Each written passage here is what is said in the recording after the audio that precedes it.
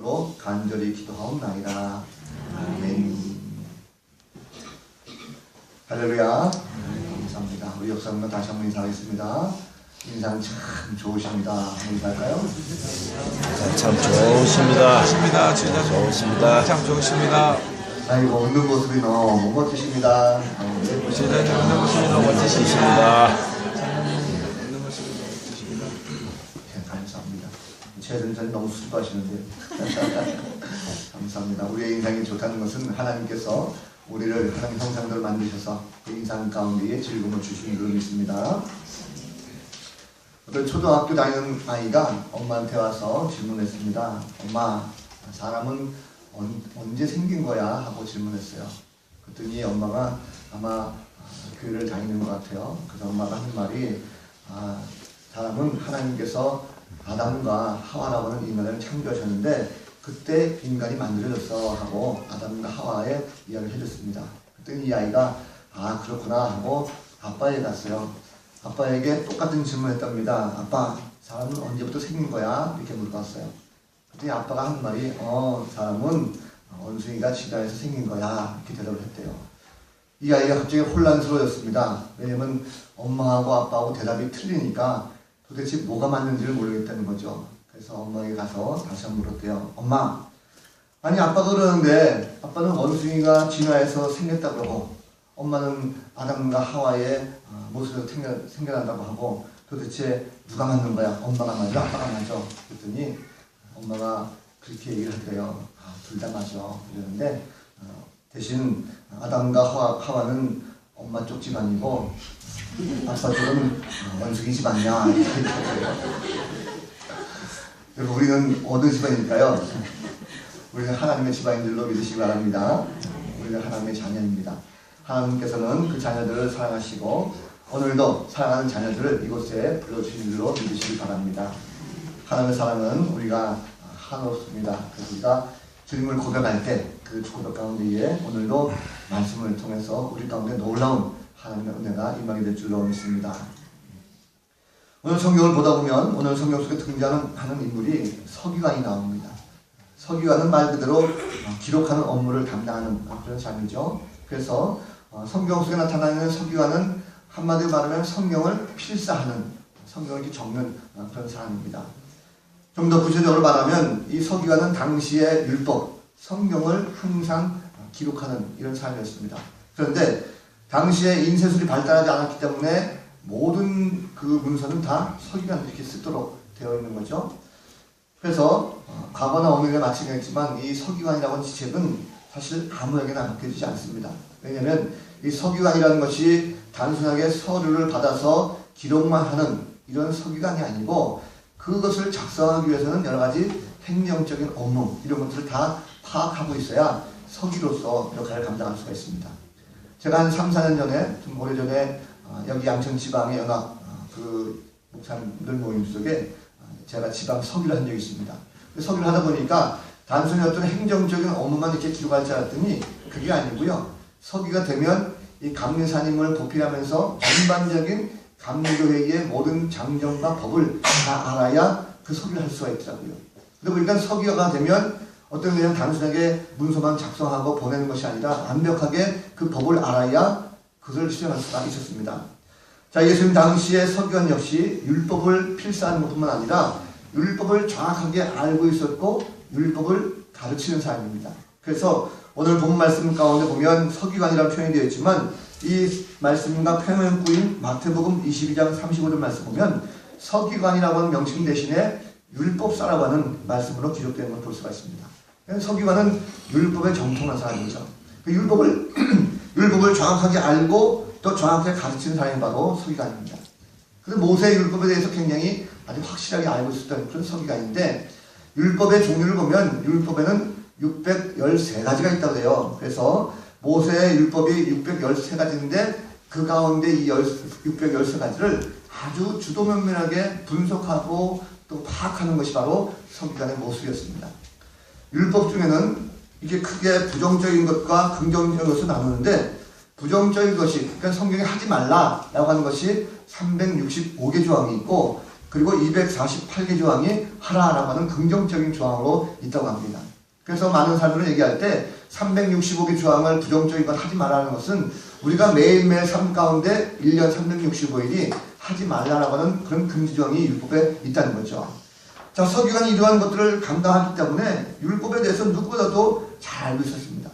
그런데 이 서기관이 오늘 보니까 예수님께서 많은 사람들과 얘기하실 때 참 지혜롭게 말씀하시니까 이 서기관이 예수님께 나와가지고 질문하게 됩니다. 오늘 말씀 보니까 28절 말씀 보면 서기관이 예수께 질문하죠. 자, 자기가 알고 있기로는 많은 율법의 항목들이 있는데 그 중에서 모든 계명 중에서 첫째가 뭐냐는 것입니다. 첫째가 무엇입니까? 첫째 된 계명이 무엇입니까? 말씀하니까 주님이 마음을 다하고 목숨을 다하고 뜻을 다하고 힘을 다하여 하나님을 사랑하고 그리고 두 번째로 내 이웃을 내 자신과 같이 사랑하라 하시면서 이보다 더 큰 계명이 없다고 주님 말씀하고 있습니다. 계명이라고 하는 것은 하나님의 말씀이자 하나님의 명령입니다. 하나님께서 이 땅에 창조하신 모든 피조물들에게 말씀을 선포하시고 말씀을 주셨다고 한다면 사실 그 말씀에 대해서 모든 것이 다 하나님의 말씀이니까 신중하게 받아들여야 되고 그것에 대해 가지고 어느 것이 더 중요하다, 어느 것이 더 좋지 않다 판단할 근거가 없다는 거죠. 왜냐하면 모든 말씀이 다 하나님의 약속의 말씀이고 그것을 다 지켜야 하는 것이 바로 우리들의 모습이 아닌가 하는 생각이 듭니다. 그런데 동일한 하나님의 말씀, 동일한 계명인데 그것을 사실 서기관들조차도 율법사들조차도 어느 것이 더 큰 계명인지 어느 것이 좀 덜한 계명인지 구분할 수가 없었습니다. 자신도 열심히 구분해 보려고 했지만 도대체 이것을 가지고 어떤 사람은 이것이 더 중요하다, 어떤 사람은 이것이 더 중요하다 보니까 구분할 수 없다는 거죠. 모세 이후에 수많은 학자들이 얼마나 많이 그 율법을 가지고 연구했겠습니까? 아, 이것이 정말 중요한 말씀이다. 이건 큰 계명이다. 꼭 지켜야 된다. 이렇게 말할 수 있는 거면 어떤 분은 또 그것이 아니고 이것이 제일 큰 계명이다라고 할 수도 있겠죠. 사실 그런 거 보면 말씀을 가지고 큰 계명이다 혹은 덜한 계명이다 작은 계명이다 라고 한다면 우리 인간의 모습 속에 얼마나 헷갈리겠습니까? 계명이라는 것이 큰 계명, 이것이 정말 큰 계명이다 라고 하면 사람들 입장에서 그거를 지키려고 하겠죠.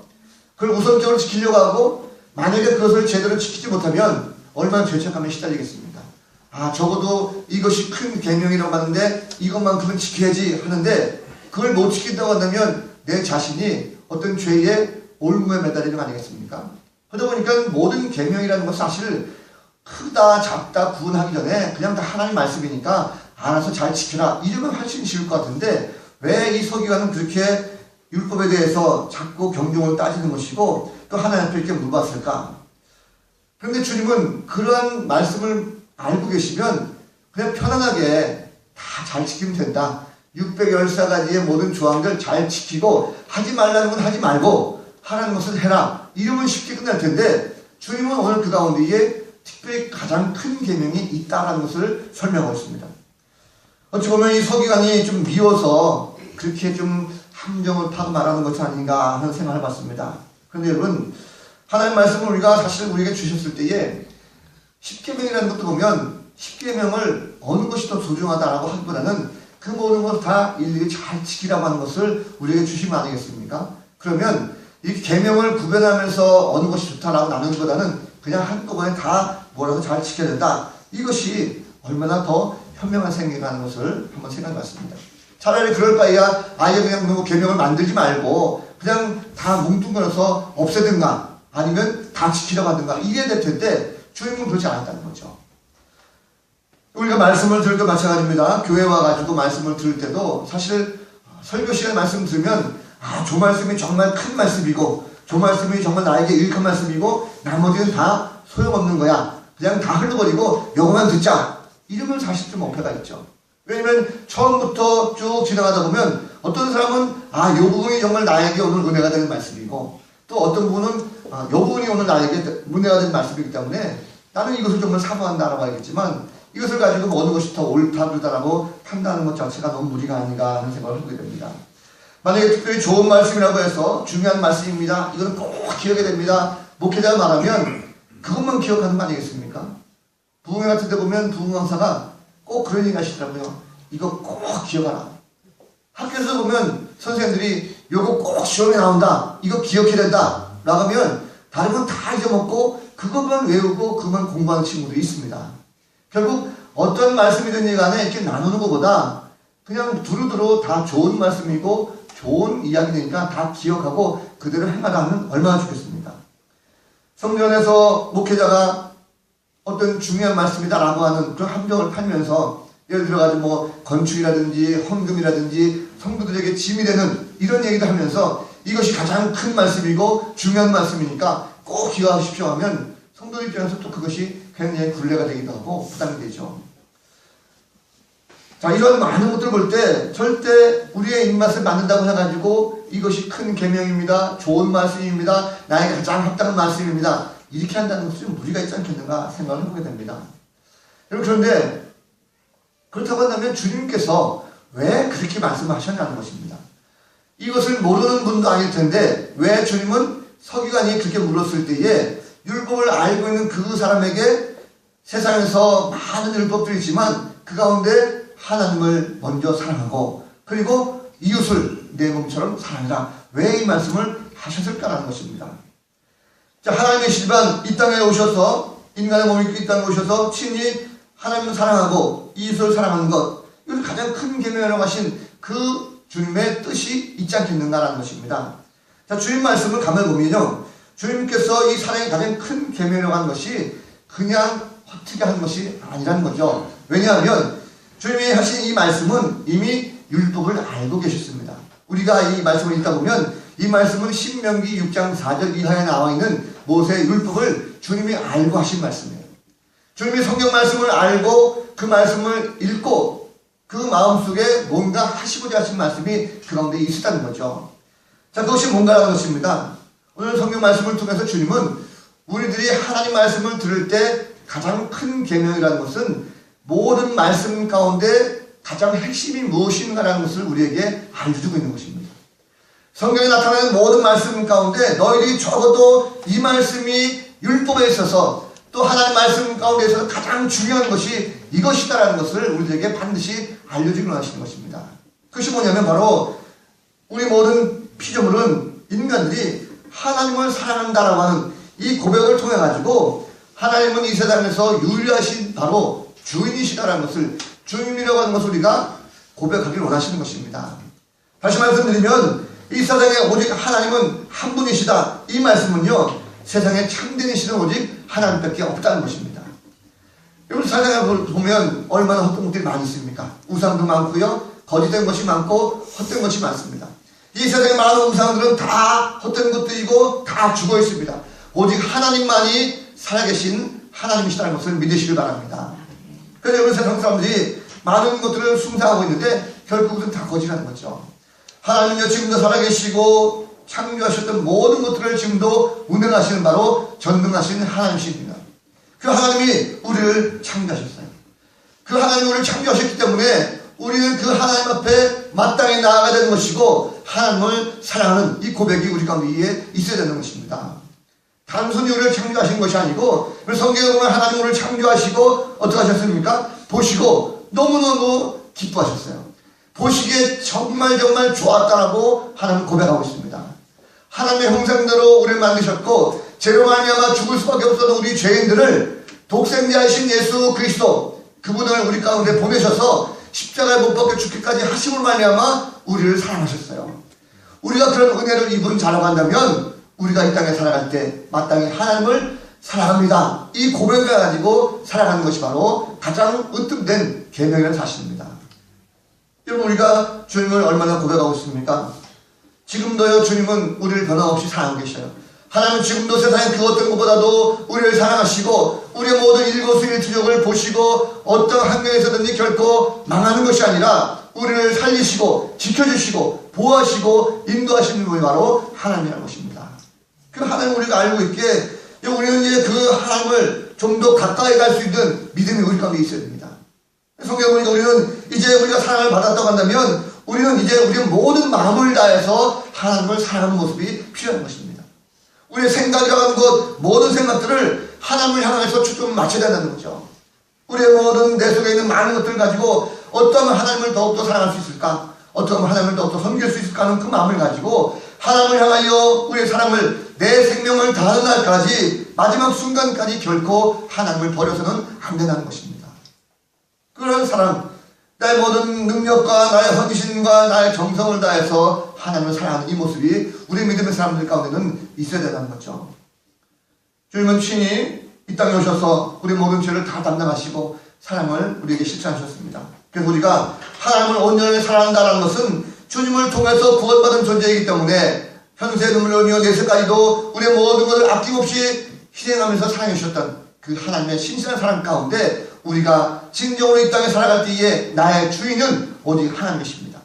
이 땅에 살아계신 분은 오직 하나님이십니다. 하나님만이 이 땅에 창조주시고 하나님만이 참신이시고 오직 이 세상에는 하나님밖에 없습니다라고 하는 이 고백을 통해서 사랑을 나가는 그런 성도들이 되될 줄로 믿습니다.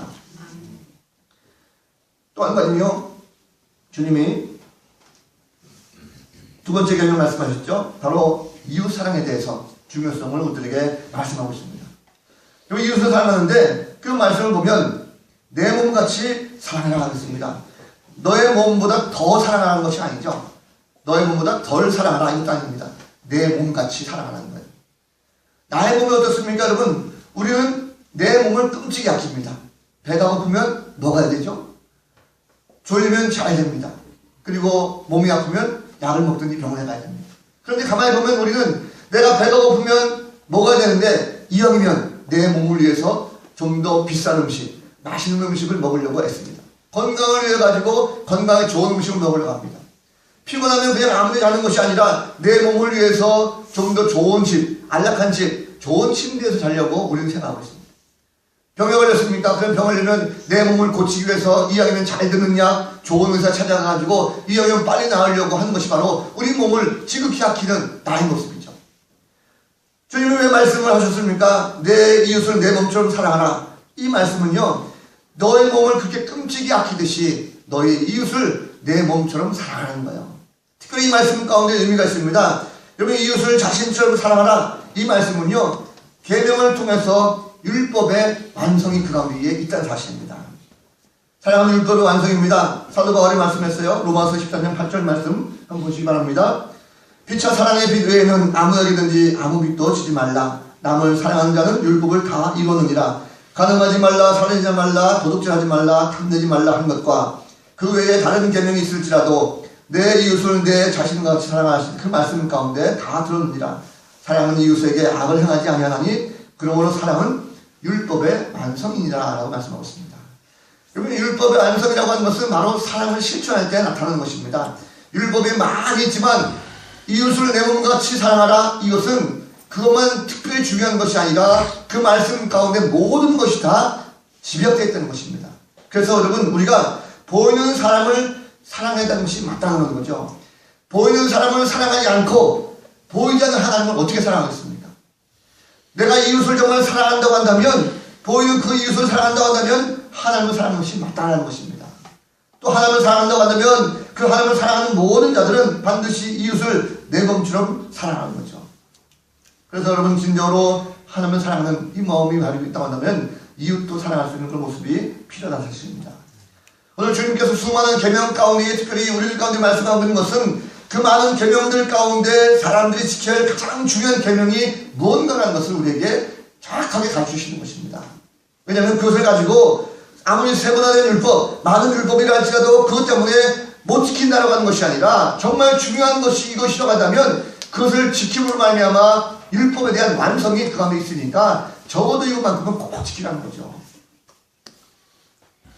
계명이라고 하는 것은 하나님 명령입니다. 하나님 명령을 우리가 반드시 지켜야 되는 거죠. 그래서 피조물인 인간은 하나님의 말씀을 중요하게 생각하고 반드시 그 말씀대로 순종하고 따라가야 됩니다. 그래서 우리가 주님께서 말씀하실 때에 먼저는 우리가 하나님을 사랑하고 그리고 이웃을 내 몸처럼 사랑하는 마음, 이것이 우리에게 반드시 필요하다는 것입니다. 사랑하는 희생을 동반합니다. 그래서 주님은 이 땅에 오셔서 우리를 위해서 희생하셨어요. 하나님의 사랑을 우리가 감동하고 느꼈다고 한다면 이제는 우리가 하나님께 나아갔을 때에 하나님을 향하여 우리의 몸과 마음을 희생해야 됩니다. 예배 나와서 우리 시간을 희생하고 우리의 몸과 마음을 들므로 물질을 들므로 봉사함으로 많은 것을 헌신함으로 말미암아 하나님께 드리는 희생을 통해서 사랑을 고백해야 되는 것입니다. 또 이웃을 사랑한다고 한다면 이웃에게 내가 가지고 있는 많은 것들을 함께 나누고 함께 주고 베풀므로 말미암아 함께 실천할 수 있는 삶, 이것이 바로 진정한 이웃의 사랑이라는 거죠. 지난주 컴퓨터 보면 SNS에 눈에 띄는 글이 하나 있었습니다. 아마 보신 분들 있을지 모르겠어요.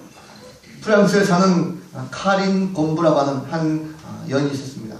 이 카린의 꿈이 있었습니다. 소박한 꿈이 뭐였냐면 프랑스에 살았지만 뉴욕에 가보는 것이 꿈이었어요.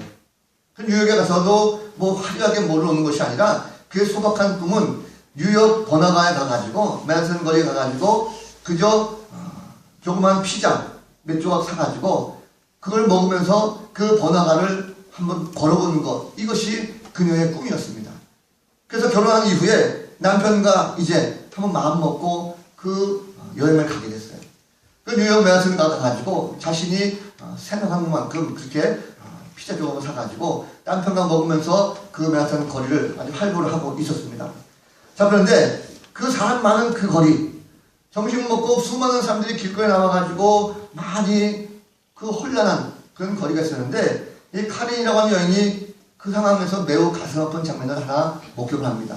뭐냐면 그 번화가, 미국에 잘 사는 그 번화가에 그 중심 거리에서 한 노숙인 남성이 쓰레기통을 뒤지고 있는 거예요.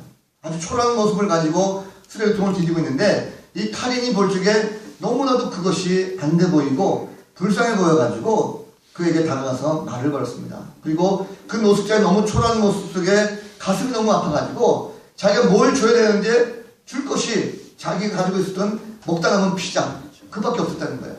그래서 그 노숙자에게 이 피자를 주면서 그가 한마디 했습니다. 너무 식어서 미안하다라고 해서 그것을 줬다는 거예요. 그랬더니 노숙자가 그것을 받아가지고 물어봤대요. 이게 뭡니까? 물어보니까 이 카린이 영어와 프랑스어 섞어가지고 식은 피자인데 내가 먹던 거지만 당신 너무 불쌍해서 내가 드립니다라고 하면서 그걸 주고 왔어요. 자, 그런데 이 노숙자에게 그것을 주었을 때 그것이 별거 아닌 것처럼 보였습니다. 그런데 한 이틀 후에 아침에 갑자기 호텔에서 묵고 있는데 호텔의 관리인이 막 두들기면서 아침에 호출을 하더라는 거예요. 그래서 이 카린이 웬일인가 해가지고 문을 열어보니까 이 호텔 지배인이 따뜻한 모닝커피 한 잔하고 신문을 하나 들고 왔습니다. 그리고 그 신문을 이 카린에게 주는데 이 카린이라는 여인이 자기가 시키지 않은 커피가 왔으니까 웬일인가 하고 궁금해서 신문을 펴보니까 그 신문 가운데 자기가 노숙자에게 피자를 주는 그 장면이 사진이 대문짝만하게 찍혀서 나온 거예요. 깜짝 놀랐습니다. 이게 뭔가 왜 노숙자에게 피자 한 조각 준 게 뭐 그렇게 대단한 것이라고 그 신문을 놨을까라고 봤어요. 그랬더니 그 노숙자는요 그냥 노숙자가 아니었습니다. 바로 그 노숙자는 유명한 영화배우 리차드 기어라는 사람입니다. 그 사람이 새로운 영화를 찍기 위해 가지고 그 영화에 자기가 맡은 역할이 노숙자 역할이었어요. 노숙자 역할이다 보니까 이미 거기는 영화가 제작되어 있는 촬영 장소였었고 이 리차드 기어는 자기가 노숙인이기 때문에 그 역할에 따라가지고 쓰레기통을 뒤지고 있었다는 거예요. 그런데 이 카린은 그것을 모르고 그 영화 촬영 현장 속에 들어가서 정말 불쌍한 마음을 가지고 그걸 주었다는 것입니다. 그래서 그때의 많은 촬영에 참가했던 사람들이 그 장면을 보고 말한 것이 뭐냐면 영화에 방해한 것이 아니라 이 사람은 아직도 따뜻한 사람이 있다는 것을 알고 모두가 다 마음이 훈훈했다라고 하는 그런 이야기가 그 SNS에 떠 있었습니다. 저는 이 이야기 가만히 보면서 참 감동이 됐지만 한편으로는 우리는 어떤가라는 것을 생각해봤어요. 여러분, 우리는 과연 길거리 지나면서 많은 노숙자라든지 또 홀로 계신 그런 분들에 대해서 얼마만큼 관심을 가지고 하다못해 식은 피자 조각이라도 줄 수 있는 마음을 갖고 있다는 것이죠. 만약에 이 사람이 리차드 기어라는 걸 알았다면 이 여인은 결코 주지 않았을 것입니다.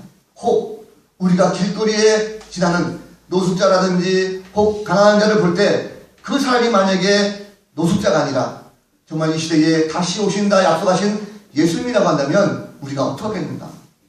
만약에 주님께서 정말 오셔가지고 우리 마음속에 그런 모습으로 나타나셔서 혹 내 마음속에 가지고 있는 것이라도 줘야 되는데 주지 못하고 그저 노숙자로 치워버린다고 한다면 우리가 이 다음에 하나님 앞에 가서 어떤 책망을 받게 될 것입니까? 저는 그새 가니까 심히 두렵기가 그지없었습니다. 문득 성경 말씀이 생각났습니다. 마태복음 10장 42절 말씀입니다. 또 누구든지 제자의 이름으로 이 작은 자 중 하나에게 냉수 한 그릇이라도 주는 자는 내가 진실로 너에게 이르니 그 사람이 결단코 상을 잃지 아니하리라 하시니라. 여러분, 작은 자에게 하나 주는 것, 냉수 한 그릇이라도 주님은 기억하고 있다는 것입니다. 적어도 우리가 하나님을 사랑하고 이웃을 사랑한다고 한다면 그런 사랑을 말로만 하는 것이 아니라 실천하는 그런 모습들이 우리 가운데 있어야 되지 않겠습니까?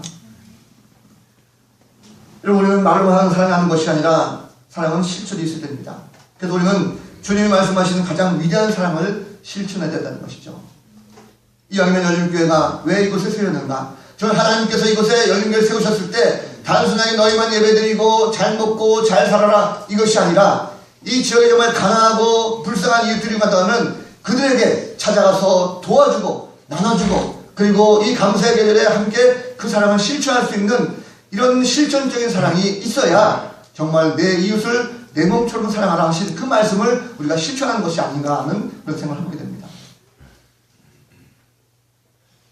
한 가지 말씀드릴 것은 다음 주가 추수감사절이죠. 아까 광고 시간 말씀드렸지만 우리가 한 해를 돌아보면서 추수감사절이라는 것은 우리에게 베풀어 주신 하나님의 은혜가 얼마나 큰 것인가라는 것을 감사하는 그런 절기입니다.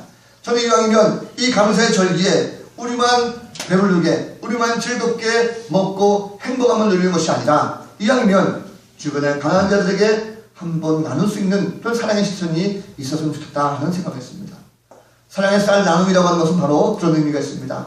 우리가 작으나마 함께 그것을 가지고 헌신한다고 한다면 적어도 우리 주변에 있는 많은 독거노인이라든지 홀로 계신 분들, 도움이 필요한 이웃들, 그들에게 정말로 우리가 사랑을 실천하고 또 그 가운데 이 사랑을 받는 그들 입장에서 정말 예수님께서 있구나, 예수님께서 정말 계시는구나 하는 그 마음을 가지고 있다고 한다면 정말 이 사회가 더욱더 아름답고 따뜻한 사회가 되지 않겠습니까? 이번 사랑의 쌀 나눔 운동에 우리 모두가 이 양과 함께 동참하셔서 정말 하나님의 사랑을 실천하시고 믿음을 가지고 이루는 하나님을 사랑하고 그리고 이웃을 내 몸같이 사랑하는 이 마음의 실천이 우리 가운데 있어서 이 양에는 우리 교회가 더욱더 지역 가운데에 우뚝 서고 함께 섬기고 나누고 실천함을 말미암아 하나님의 뜻을 온전하게 이뤄갈 수 있는 복된 성도된 모습 되시기를 우리 구주 예수 그리스도의 이름으로 간절히 축원을 드립니다. 함께 이루셔서 찬양하고 기도하도록 하겠습니다.